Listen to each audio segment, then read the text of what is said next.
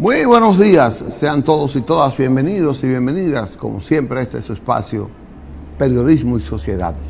En esta jornada, un nuevo esfuerzo que estamos haciendo para que entre todos, con la ayuda de Dios, construyamos un país mejor, pero para todos. Esa siempre es la idea que pensamos sembrar en todos nosotros. Estamos por el canal 19 de Cinevisión. Nos vemos en todo el país de una manera nítida en el canal 19, una imagen bastante transparente, fuerte. Y por las redes sociales, Facebook y YouTube, posterior a la realización del programa, pues lo subimos de una vez al programa, a YouTube. También en el stream del programa, del canal, Cinevisión. Usted entra a Cinevisión y lo ve de manera simultánea. Para los Estados Unidos, en Dominica Neto, pues nos vemos. Tenemos muchas cosas que discutir hoy, que hablar hoy, y por eso estamos con el rey de la filosofía popular, don Isidro Toro. Buenos días, Isidro, ¿cómo fue? ¿Cómo es eso de la filosofía popular? Explíqueme. Sí, de esa misma. Es popular porque es del pueblo. Porque es del pueblo. Ah, okay. Y filosofía porque es teoría. Filosofía es investigación. Del bienestar. ¿Sabe que la palabra filosofía pero el origen de la palabra filosofía es investigación. Los griegos son los creadores, vamos a decirle, de la filosofía, y era una investigación permanente en la búsqueda del ser, en romper los mitos que existían de la creación del mundo, que era Zeus, que era Saturno, que era todos esos dioses mitológicos. Era la ciencia más, la excelsa, la ciencia más elevada. Sí, se decía el Patricio Duarte, ¿no? Entonces, porque los grandes pensadores se dedicaban a la filosofía. No, lo que sucede es que, según Platón, él comparaba el ser supremo con el bien, y es lógico, una idea bien. Y decía que en la escala humana lo más cercano al ser eran los filósofos y lo más lejano los tiranos. Mire, no, estaba claro en su cosa. Decía, lo más lejano al bien y al ser son los tiranos. Lo más cercano son los filósofos. Qué adelantado estaba. Que busca, ese Platón, que busca el bien, que busca conocer el bien. Sí. Por eso es que la Biblia dice, conocerás la verdad, ¿no? ¿Cómo es que? Y la verdad te hará libre. La verdad te hará libre. Eso es. Y eso está en... Eso viene de ahí, claro, de la filosofía griega. Sí. Y luego eso está inclusive en la bandera nuestra y en nuestro escudo. Correcto. Isidro, ayer fue día de Nuestra Señora de la Altagracia, la matrona de Santo Domingo. Se celebra en muchos pueblos del país porque han asumido a la Virgen María como la matrona. Pedernales, San José de Ocoa, Villa Altagracia, Higüey, que es donde está la sede principal, donde se construyó la basílica, porque tiene muchas explicaciones históricas de por qué Higüey conmemora el 21 de diciembre como el Día de la Virgen de la Altagracia. Entonces, tradicionalmente, los creyentes, los católicos, que por alguna razón, unos por turismo y otros por fe, por deuda, por promesas a pagar. Promesas a pagar a la Virgen, pues se trasladan de todo el país a Higüey. Gente hasta de los pueblos donde hay una iglesia que conmemora el Día de la Altagracia, va a Higüey y va 2 y 3 días antes. Hay muchos que van a pie para una peregrinación que se hace. El año pasado se hizo una peregrinación siguiendo el camino que siguieron con la Virgen para llevarla a Higüey. Y eso fue apoteósico. Duraron como un mes en ese recorrido. Pero lo cierto es que todavía esta tradición hay. Yo fui el año pasado a fines de trabajo y me encontré con con una realidad preocupante.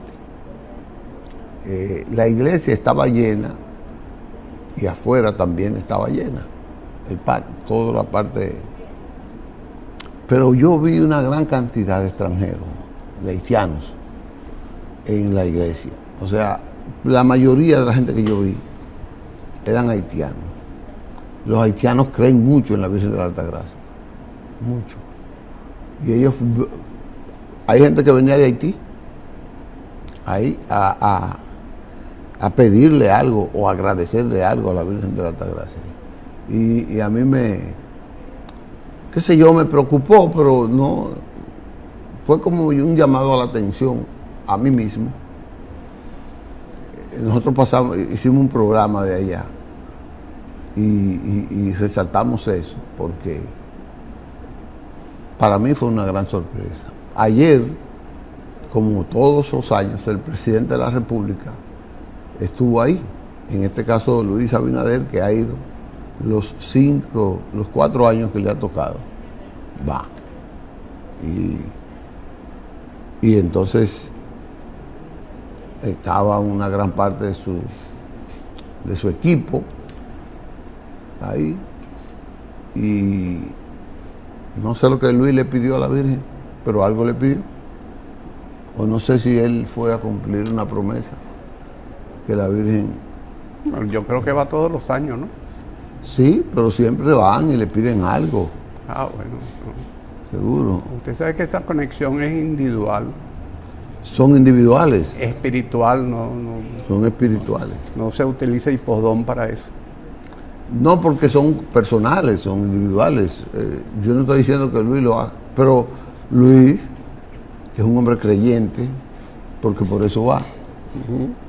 Los presidentes van porque son creyentes, si no lo fueran.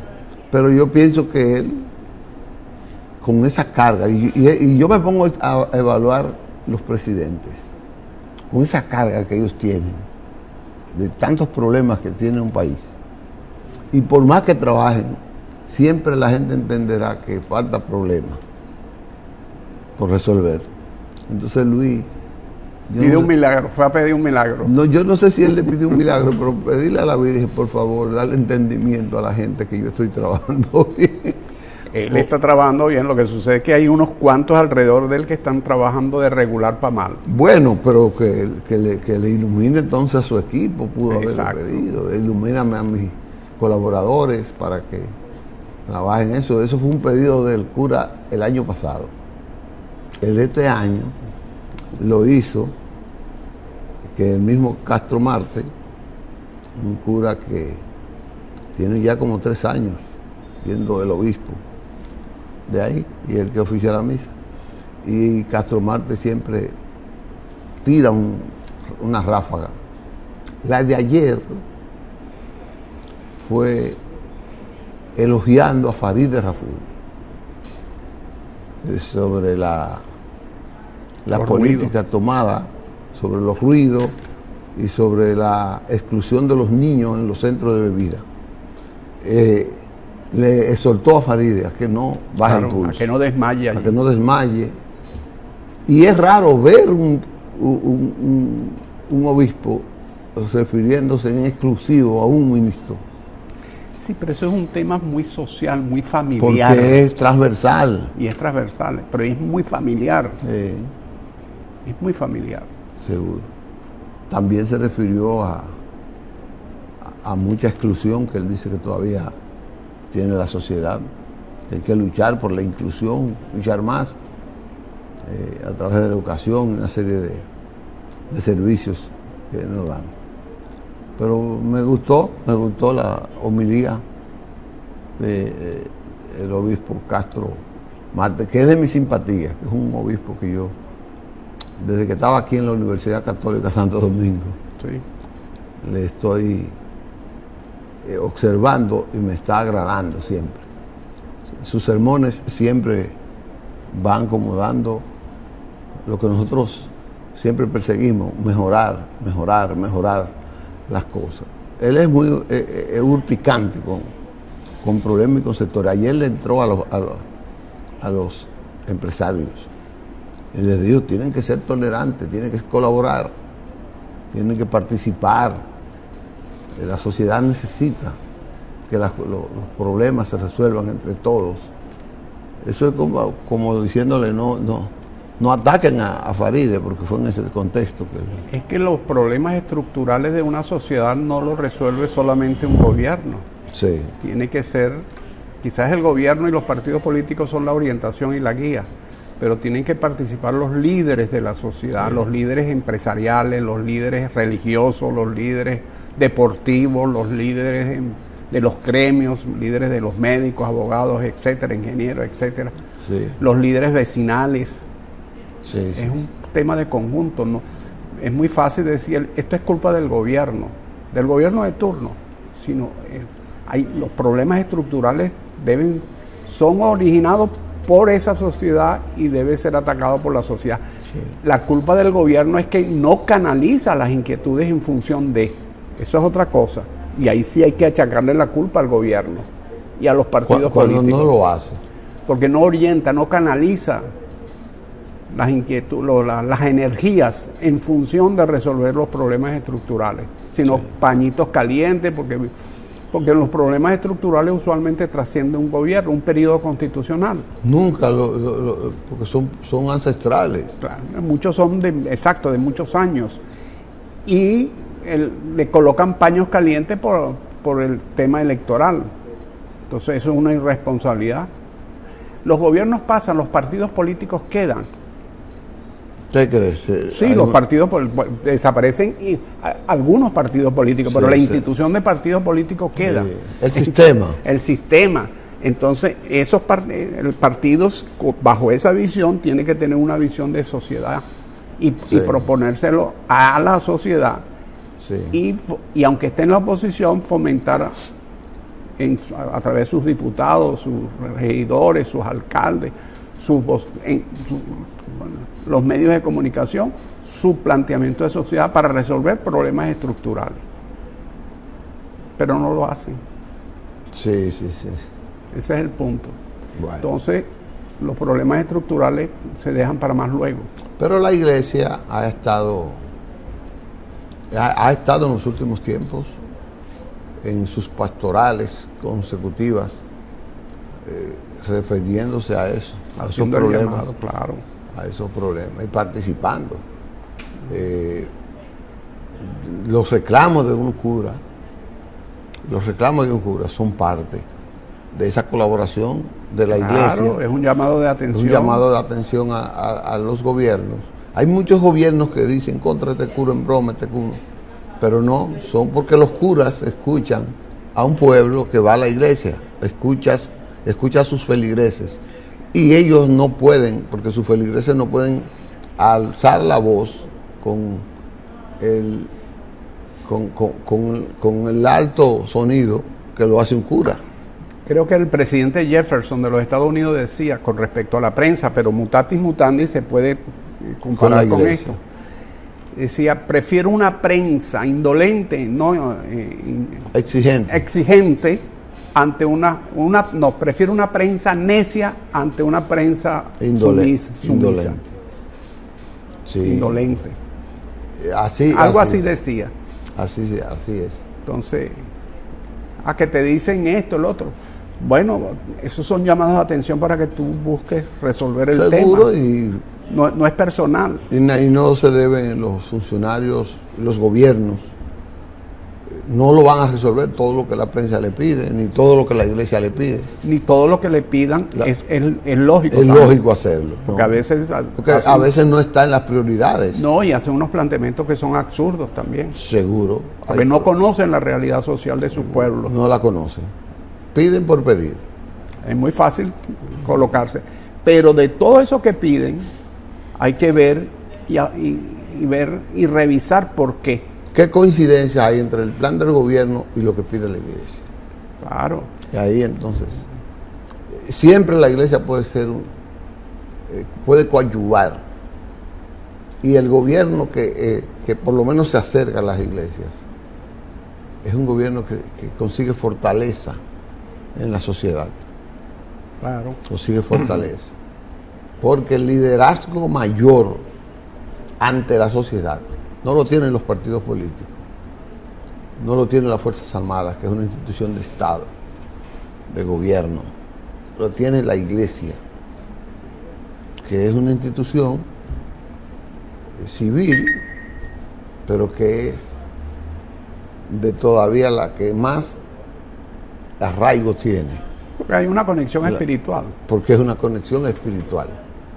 Es una conexión espiritual. Y se va a lo que es lo que llaman los alemanes el Volk, el espíritu del pueblo, esa idea generalizada en el pueblo que es lo que une a una gente de Higüey con la de Pedernales, esa idea de dominicanidad. Eso lo interpreta de alguna forma las religiones. Correcto, seguro, y se va por ahí. Se va por ahí. Tenemos que ir a una pausa, pero antes quiero no dejar pasar un tema que el presidente tomó una decisión. Hubo un pequeño escarceo con la designación de una avenida con el nombre de José Francisco Peña Gómez. Se hizo una investigación profunda, la comisión que tenía años, y esa comisión no encontró un documento oficial que llamara esa avenida Profesor Juan Bosch. Y por tanto, el Congreso trabajó con libertad porque no estaba sustituyendo el nombre de Bosch por el de Peña, porque no había un nombre oficial. Después el presidente descubre que aunque no estaba oficial, pero sí estaba designada. Lo único que no lo habían oficializado. Y yo digo, el presidente admite que no había un nombre. Claro. No estaba, porque si no estaba oficial, por los organismos que tienen que hacerlo, que son los ayuntamientos, el propio Poder Ejecutivo mediante decreto, y ha habido un laborantismo del Congreso de designar calles con nombre de personalidades, aunque dice algunos amigos que la Constitución no le autoriza al Congreso. Pero el presidente admite que no había una calle oficial con el nombre de Bosch, pero él buscó una salida salomónica. Yo creía que la avenida que se llamaba Juan Bosch era la Ecológica, porque cuando usted va a entrar a la Ecológica, usted ve un letrero que dice Avenida Juan Bosch. Okay. Cuando entra a la Ecológica, aquí donde se une con la Rafael Fernández Domínguez, y ahí está donde están las estatuas, es la Plaza como de la Libertad, que han hecho varios alcaldes, pero que quien más contribuyó fue Manuel Jiménez a esa parte. Entonces el presidente buscó una salida salomónica, no sé si inteligente de él, con mucha habilidad. Entonces, bueno, los PLDistas quieren que le dejen a la circunvalación el nombre de Juan Bosch. Está ahí, yo lo voy a oficializar. Y le voy a poner a la Ecológica, que el dicho dice que tenía una señalización, una señaleta que decía Avenida Juan Bosch. Entonces él le va a poner a esa José Francisco Peña Gómez. No sé si era que los PLDistas creían que le iban a dejar esa y le iban a poner la otra para tener las dos. Pero no se justifica que tengan dos avenidas. Pero no se justifica que tengan dos avenidas, aunque quieren muchas. Eso genera confusión en la ciudadanía. Confusión. Aquí hay una avenida Atuey, que hay en varios sitios avenida Atuey. Tú dices avenida Atuey, tú no sabes si es en Bellavista o si es en... Sí, por eso sobre todo cuando la capital era una sola. Entonces en Santo Domingo Este había Atuey, aquí había Atuey. Entonces, Sí, así. Todavía hay muchos nombres con calles llamadas Atuey, que es en honor al cacique. al cacique, sí, no Atuey de campo. No a Atuey, de ningún otro Atuey, sino en honor al cacique. Entonces, el presidente ha resuelto ese problema. Ahora, él dice que lo va a mandar mediante un proyecto al Congreso. Y ha venido el escarceo de que el Congreso no tiene posibilidad. Yo sí creía que tenía posibilidad legal. Pero el presidente que tome su decreto, designe eso y envíe a los ayuntamientos la rotulación de esas avenidas. Que en este caso no son los ayuntamientos, sino obras públicas. Claro, porque esto es una circunvalación. Porque son circunvalaciones, son avenidas de alto tránsito. Son autopistas. Seguro. Entonces ya eso está en el ámbito del Ministerio de Obras Públicas. Bueno, porque le dé una mención para que la señal, la designación de los nombres sean por obras públicas en ese caso. Pero ya está resuelto. Peña Gómez y Juan Bosch fueron declarados en un mismo proyecto de ley padres de la democracia. Uno siempre tiene que poner sus disquisiciones y cosas, pero uno no puede ahora decir que Juan Bosch no es padre de la democracia, porque le hicieron a Balaguer. Y aunque yo sé que Balaguer, porque el juego de pelota se da con un equipo bueno y uno malo que puedan jugar los dos juntos. Yo sé que Balaguer fue un demócrata a medias. Pero era la época. Pero era la época. Entonces, dicen que la democracia surgió a pesar de Balaguer y en lucha contra Balaguer. Entonces él tiene un aporte importante. Claro, pues si no hubiese estado Balaguer no había con quién luchar. No había con quién luchar. Porque si había otro, no había posibilidad de lucha. Hubiera sido porque lo hubiese eliminado absolutamente. El problema es que Juan Bosch siempre estuvo del lado de Balaguer en la lucha por la democracia. Siempre. Entonces, pero ya lo declararon. Además, Balaguer tuvo un cambio entre el primer gobierno, los 12 años, que parece ser que fue muy brusco. Y el segundo. Y el segundo que parece ser que fue más ligero, ¿no? Sí. Pero ya son los tres padres de la democracia. Tenemos tres padres de la patria, tres padres de la democracia. Ahora hay que buscar las madres de la democracia y las madres de la patria. Ay, Isidro, cuánto uno goza en el país. Hay que coger esos temas así. Vamos a una pausa. Manuel, tú no has pedido el teléfono para que la gente pueda opinar. Así sería bueno que tú pongas el teléfono aquí y la gente llame y converse con los temas que pongamos. Vamos a una pausa, Manuel. Bien, regresamos con ustedes. Ya Manuel vino y cumplió el deseo de mucha gente que me dicen, pero ¿por qué es que no ponen el teléfono? ¿Por qué no ponen el teléfono? Bueno, yo voy a ver porque es Manuel y el pequeño cuando él puede viene aquí y lo pone. Hoy lo puso Manuel aquí. Ahí está el teléfono si usted quiere participar. Mire, yo escuché a Juan Bolívar Díaz, embajador en España, ahora transferido a México. El presidente cambió 47 ministros, funcionarios del servicio exterior. Dice el titular que los nombró, pero no fueron nombrados, fueron uno que estaba aquí, lo puso allí. A Tony Rafur lo quitó de un sitio y lo puso en otro. A Juan Bolívar estaba en un sitio que le ha creado un problema a eso. Porque resulta que dentro de todos esas remociones, esos ascensos, que han sido ascensos, merecidos.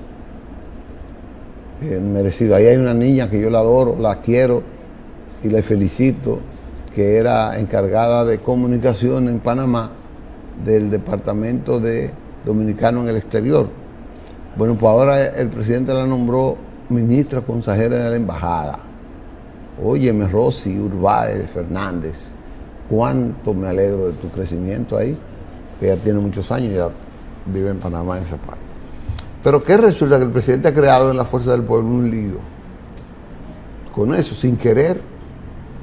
Resulta que Julio Horton es un miembro prominente de la Fuerza del Pueblo, del Comité Central. Entonces, la esposa de Julio Horton tiene muchos años trabajando, porque como el PLDista... Creo que desde 2015. Desde el 2015 o antes. Creo, sí. Está en la Cancillería. El presidente, parece que dentro de toda esa evaluación que se ha hecho, ha considerado que esta distinguida funcionaria o servidora merece un ascenso y la ha ascendido, pero ahora en un puesto más notorio que este. Bueno, pues la Fuerza del Pueblo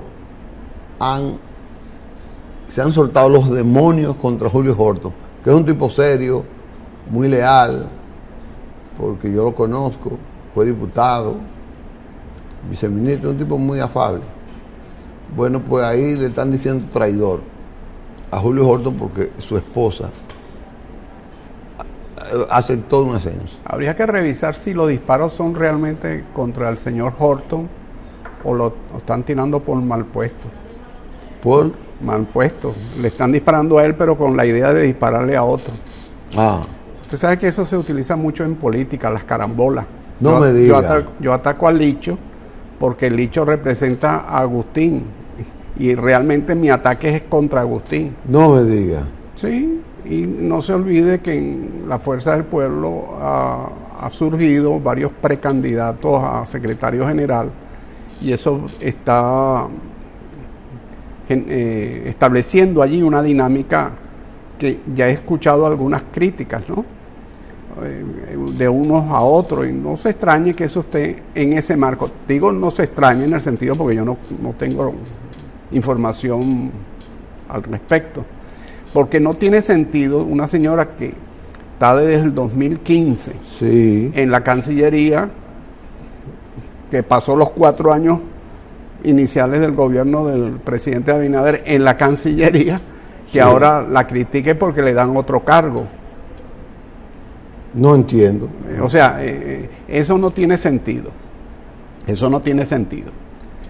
Además, la Cancillería, si hay un tema, así como la educación y la salud deben ser temas de Estado, que no deben ser de los partidos, partidarios, del partidismo, la Cancillería es lo mismo, porque la representación internacional es del Estado dominicano, no es del gobierno. No es del gobierno solamente específico, sino es del Estado. Una de las grandes virtudes de Brasil es que su Cancillería, gobierno, el que sea que esté allí gobernando, la Cancillería tiene una línea gruesa que de ahí no sale. Es el caso de Brasil, que es una Cancillería y es muy parecido a la colombiana también. No es en otros países que cambian los gobiernos y cambia la política internacional del país. Bueno. Entonces, eso no tiene sentido. Yo creo que ahí no le están disparando al señor Horton, sino a otro. No sé si el señor Horton está apoyando a Pedro o a Juana en algo interno. Pedro es el que está diciendo, hablando de traición. Pedro, el periodista. Sí, sí. Pedro, sí, el periodista. Mi amigo Pedro Jiménez. Pedro Jiménez, pero me parece. Bueno, no te olvides que Pedro Jiménez aspiró por el circuito número 2. Donde está Julio Horton. Donde está Julio Horton, y él perdió, y ahí salió electo Tobías Crespo, que creo que viene la próxima semana para el programa. Sí, sí, vamos, estamos coordinando con él, porque ayer cumplió años su hermano. Y no. Entonces, fíjese todas las vueltas que dan las cosas, ¿no? Sí. Ahí la Fuerza del Pueblo tenía aspiración de sacar más de un parlamentario y sacó uno solo, que es Tobías Crespo, que ya era parlamentario. Sí. No tenía más posibilidades. Yo lo dije a Pedro, Pedro no me va a sacar uno. No, Pedro, uno. ¿La circunscripción da cuánto? ¿3 diputados? 5. Bueno, podía la Fuerza del Pueblo. Lo que sucede es que la Fuerza del Pueblo venía subiendo y yo no sé qué sucedió. Es que yo estaba viendo los números semanales. Sí, siempre le daba uno. En enero, por el método de Jón siempre le daba uno. En enero empezó a bajar la Fuerza del Pueblo. Y otra cosa, si usted analiza los números, una cosa son los votos a favor del presidente Leonel Fernández y otros son los votos a los senadores y diputados. en la mayoría de las provincias, y yo voy a hacer ese trabajo, por ejemplo en el Senado, yo estoy casi seguro de que la mayoría de las provincias, la tarjeta del PLD sacó más votos que la tarjeta de la Fuerza del Pueblo, en la mayoría de las provincias del país. Entonces, ahí no sé si yo creo que el PLD ahí no sacó diputado en esa circunscripción. Está bien, pero yo lo que quiero decir es que la Fuerza del Pueblo en esos niveles de regidores, de alcaldes, de diputados e incluso de senadores, con la excepción de la capital, no mostró mucha fortaleza, con la excepción quizás de la Romana, que ganó la senaduría. Que ganó la senaduría, pero en general, en las listas, en la votación hacia las listas parlamentarias, no tuvo la fortaleza que tuvo con la del presidente Leonel Fernández. O sea, la gente votó por Leonel Fernández, pero después votaba quizás por el PLD. Sí, porque el liderazgo local de la Fuerza del Pueblo no es tan fuerte. No está mineralizado como la del PLD. Como la del PLD. Entonces muchos PLDistas seguro que votaron por Fernández, pero votaron por su PLD. Es posible que haya ocurrido eso. Es muy posible, es muy posible. Mire, teníamos como otro tema para este segmento el asunto que el presidente puso en agenda antes de ayer, el pasaporte electrónico. Le decía de Juan Bolívar porque él dijo, ya no hay tiempo para nosotros conseguir ir a Europa sin visa por el hecho de que perdimos tiempo en la obtención del pasaporte electrónico. Es decir, en Europa, la Unión Europea exigía que todos los países que vayan a entrar sin visa tuvieran pasaporte electrónico. Se llama Schengen. El Tratado de Schengen. Schengen. Que son 17 países de Europa. No es toda la Unión Europea. Son del 17, creo que son. Bueno, pues el presidente ha dado una buena noticia de que en julio Dominicana va a tener el pasaporte electrónico. Manuel, yo te mandé ahí un corte, para que me ponga un corte del inicio de la semanal que hizo el presidente el lunes, para que veamos eso y la población pueda ver lo interesante que es eso. Me avisa, Manuel, porque aquí hemos luchado mucho con el problema del pasaporte. Mucho. Y eso es de una manera, eso es vital para la seguridad. Y sobre todo para los dominicanos que tienen tantos parientes en todos lados del mundo que necesitan viajar. Y entonces ahí está. Vamos a ver, ponle audio. Aquí en este lunes 20 de enero, el tema de hoy es los servicios de pasaporte que vamos a presentar, y aquí está el director de pasaportes, el ingeniero Lorenzo Ramírez. Es bueno empezar la presentación en la próxima lámina.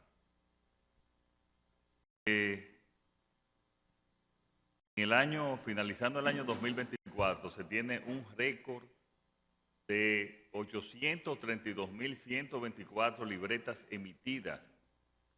Eso significa que el 8% de la población dominicana en el año pasado fue a buscar pasaporte. Y es bueno también hablar, las autoridades colombianas, además de muchos otros países, los dominicanos viajan a toda parte del mundo. Creo que aquí no hay un país, en el Tíbet hay dominicanos de una manera u otra, de vacaciones. Pero uno de los principales turistas que llega a Colombia son los dominicanos. Y ahora mismo también a muchos otros países de Latinoamérica, además de su mercado natural, que los Estados Unidos y Europa. Pasamos a la próxima lámina. Es decir, si vemos entre el 2019 y el 2024, fue un 80.7% más, un incremento de un 80.7% en relación al 2019, la cantidad de pasaportes emitidos en el año 2024. En el 2020, como ustedes ven, naturalmente pues bajó por la situación de la pandemia, pero ya en el 21 volvió a subir y fíjense cómo ha ido aumentando hasta este número de 832.124. De las novedades está la de solicitud de pasaporte en línea en 15 de las 16 localidades. La semana próxima se completarán las 16. Citas inmediatas en 24 horas a través del portal de la línea de la Dirección General de Pasaportes. Y un botón de pago. Desde el 1 de julio los usuarios pueden realizar todos los pagos, impuestos, fotografía, carta de autorización del menor en un solo lugar. Es bueno, Lorenzo, que expliquen esas tres partes.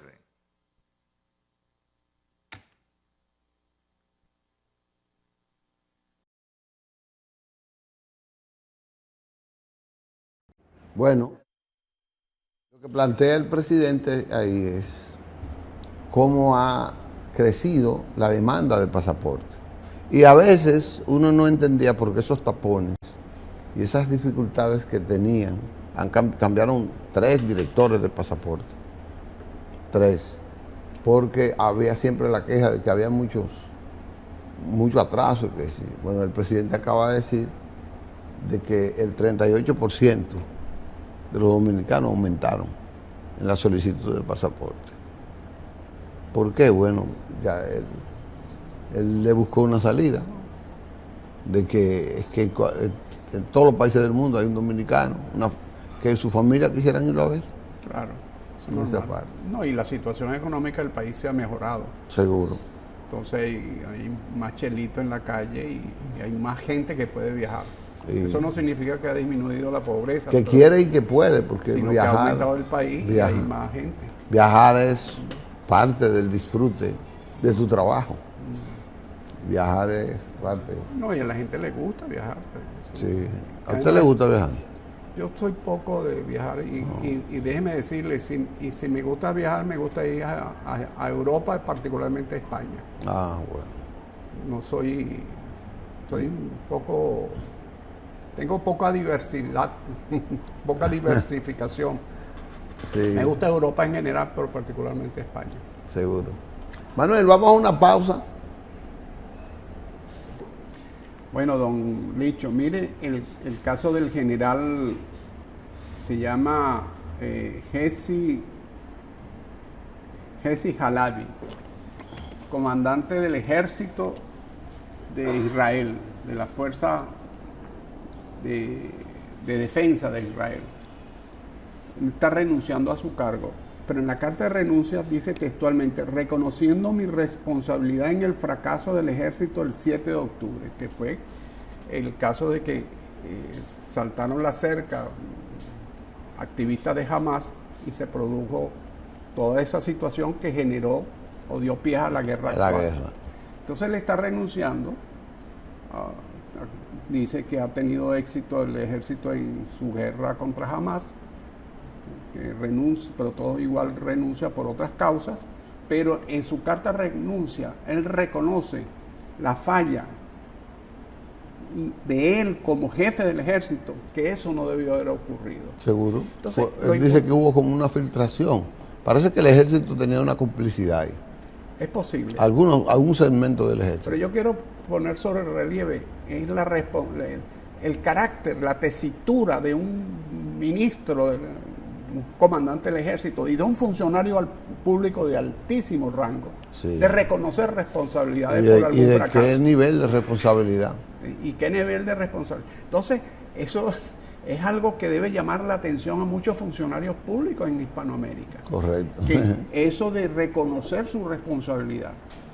Porque hay situaciones que se dan por omisión o por acción o por omisión, pero usualmente los funcionarios no reconocen nada. Tú puedes reconocerlo y trabajar en función de resolver el tema, como sí, resultó con este jefe del Estado Mayor, sí, israelita. pero dice es Manuel, así. dice Manuel que tenemos que Bueno, ir. nos veremos mañana con el favor de Dios. Manuel, hasta mañana entonces, Manuel. Ya si tú eres el que manda y dice que tenemos que irnos, nos vamos de tu casa. Gracias. Gracias, hasta mañana.